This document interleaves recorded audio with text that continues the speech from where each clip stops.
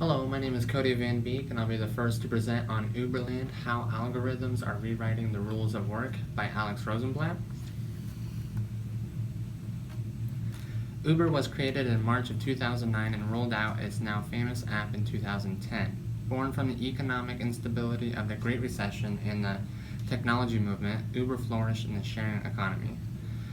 Uber allows anyone with a car to earn extra income and to offer cheap and easy rides to passengers. According to the author, Uber capitalized on the myths of the sharing economy. The first myth is the myth of sharing. Uber calls itself an altruistic company. It identifies as a technology company and not a transportation company. This draws a distinct line between the laws that govern the taxi industry and what Uber does. In the eyes of the law, Uber drivers are considered driver partners, and a part of the sharing economy is that the drivers are doing the community a favor by offering cheap and affordable rides. The second myth is the myth of technological exceptionalism. Taxi drivers have protested that Uber violates the laws that regulate their industry by operating without permits, but Uber maintains that it is not a taxi company, it's a technology company that uses neutral algorithms to merely facilitate connections between consumers and drivers. This is the same argument for Airbnb. Both Uber and Airbnb have ongoing conflicts with its predecessors. Airbnb argues that it's a technology platform like Facebook, YouTube, or Google that connects hosts with guests. Silicon Valley carries the banner of technological exceptionalism, the idea that the regulations and laws that apply to their industry competitors or predecessors do not apply to them for the simple reason that they identify primarily as technology companies. The third myth is the myth of glamorized millennial labor. The gigs or side hustles like Uber or Lyft are aimed at millennials because they are thought to always be using technology and the internet. The on-demand gig economy embraces the mentality of working till your death. It takes work traditionally done by pink and blue-collar workers and bills it as a fashionable glamour labor for popular technology companies. Uber advertises that you are your own boss and that you make your own schedule. They oversimplify the working conditions. Most drivers that work for Uber or Lyft are part-time drivers. Lyft surveyed 37,000 drivers on the national level in the U.S. and found that 93% of its drivers drive less than 20 hours per week. In February 2018, Uber published a blog post stating that nearly 60% of U.S. drivers use Uber less than 10 hours a week. Most full-time drivers have previous experience with driving, such as previously working for the taxi industry. Many part-time drivers are hobbyists. They typically have spare assets and are primarily motivated to work for recreational reasons. They don't see themselves as retired individuals or professionals. The flexibility of working whenever you need benefits a lot of students and parents with kids. 3 key motivations for part-time drivers are drivers who value income during career transitions, drivers who value flexibility, and drivers who value a good, bad job. According to the New York Times, nearly a quarter of Uber's drivers turn over on average every 3 months. In the U.S. especially, there is a strong cultural consensus that people should feel passion for their work and work hard. Drivers are only halfway to being entrepreneurs or even their own bosses because Uber sets the rates and the commissions and it maintains a policy of blind dispatches. So it is not possible to assess whether or not the job will be profitable. Drivers are only paid for the ride to the destination and not the ride to the passenger.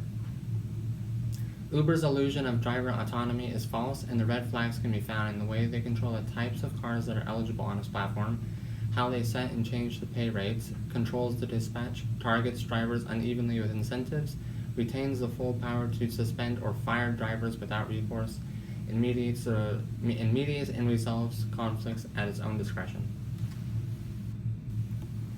This is Lillian Bryce. I'll be talking about the second half of the book Uberland. In Chapter 4, Rosenblatt describes Uber as the shady middleman between drivers and passengers. Many have questioned if Uber is taking more money from drivers than they say.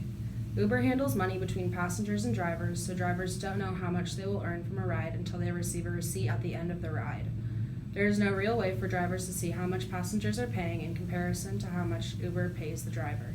In one scenario, a driver watched as their passenger left a tip through the Uber app. When the driver received the receipt for the transaction, the tip was not shown and there was an additional fee deducted from their pay for the trip. Drivers are only given 48 hours to report missing payments to Uber. It is incredibly difficult to contact any real driver support lines that have human responding on the other end from Uber. All responses on Uber's helpline are auto-generated responses that often don't include any real solutions to these issues. Some speculate that Uber makes it so difficult to report missing payments so that drivers will be discouraged and won't attempt to go through the possibly hours of trouble just for a few dollars. Uber uses a 5-star rating system for both drivers and passengers. After a ride, passengers are encouraged to rate their drivers on a scale of 1 to 5 stars. The driver ratings is the average rate from the last 500 passenger ratings. This rating style creates a place where passengers are playing the role of a manager for drivers. This rating system is comparable to Yelp, but in most cases an individual leaving a Yelp review is making comments on their experience at a restaurant or any other facility. Uber rates are based only on the passenger's trip experience and the driver as an individual. If a restaurant gets a lot of bad reviews on Yelp, they by no means will be shut down from it. The bad reviews can be completely outnumbered by many more loyal, happy customers that may not be posting on Yelp. Unfortunately, the same cannot be said for Uber drivers. Drivers risk suspension or even deactivation if their rates falls too low. Drivers are not given a warning before deactivation. They only find out when they try to log into Drive and their account says they no longer exist. Drivers are advised not to speak much during a ride at the risk of a lower rating if they say something a passenger doesn't like. Due to the categorization Uber has put drivers into, as self-employed, there is no possible way to fight back against Uber when they unfairly deactivate a driver. There is no overarching conclusion for the classification issue of drivers. There have been many misclassification lawsuits against Uber. The UK Employment Tribune decided that drivers are not independent contractors, but they are employed by Uber and protected from unlawful discrimination. On the other hand, in Florida Appeals Court, they said Uber drivers are independent contractors. California Labor Commission's office ruled drivers are employed.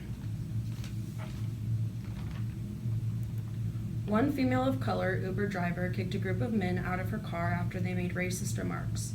Uber fully supported this woman and sent a message to other drivers stating that Uber doesn't tolerate hate crimes and will back up any drivers that are in similar situations to this woman. This may sound like a step in the right direction to Uber having a better relationship with drivers, but this is putting drivers at risk if their job now includes Nazi flagging. Along with Uber, other platforms like Google and Facebook are taking a stance against hate crimes such as this one. Rosenblatt notes that Uber seeks allyship frequently with whatever is current news, and then is quick to jump onto the next crisis. She points out that Uber is looking for support from them, stating the only constant is expansion and control. An example of what this looks like from another tech company is Facebook's program called Free Basics, which claimed to be bringing the internet to underserved populations in India, bridging the connection between the connected to the not connected. People found that Facebook's idea of the internet meant Facebook curated content and minimal access to anything else, called digital colonialism. Clearly, these actions sound great, but it doesn't take long to find out their underlying intentions remain in their own platforms, expansion, and gaining more control.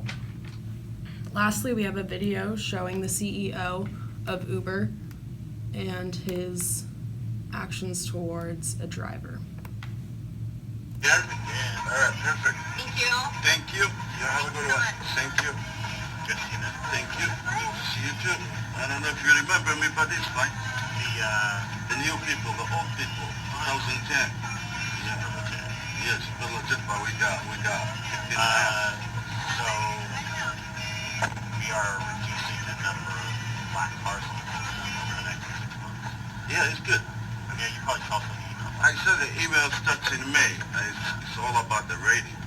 But you're raising the standards and you're dropping the price. We're not dropping the price on black. But in general, the whole Yeah, price. we have to. We have competitors. Otherwise, we've got a business. Yes, man, you had the business model in your hands. You could have the prices you want, but you choose to buy everybody a ride. No. You're misunderstanding. We started high end. We didn't go low end because we wanted to. We went low end because we had to, because we had to. What is this? It's a piece of cake right there. Well, it seems like a piece of cake. I didn't do the things I did, we would have been eating that problem. Higher. It's just, we could go higher and more expensive. You could Oh, I yes. so here's the thing. We could do Lux in San Francisco, so I have guys working on Lux, which will be 50 to 75% more expensive than But black. people are not trusting you anymore. Do you think people will buy cars anymore? Unless they buy them through Europe, the invoice. Otherwise, nobody want to buy a car. I lost $97,000 because of you. I bankrupt because of you. Yes. You keep changing every day. What have I... You keep changing Hold on a every second. day. What have I changed about black? Huh? What You have I changed changed? the whole business. What? You dropped the prices. On black? Yes, you did. We Bullshit. started with $20. Bullshit. We started with $20. You know what? How much is the mile now? $2.75? You know what? What? Some people don't like to take responsibility for I their take own shit. responsibility. They blame everything But in why their you life on send me an somebody email else. for town card? Good luck. Good luck to you too, but I know you don't get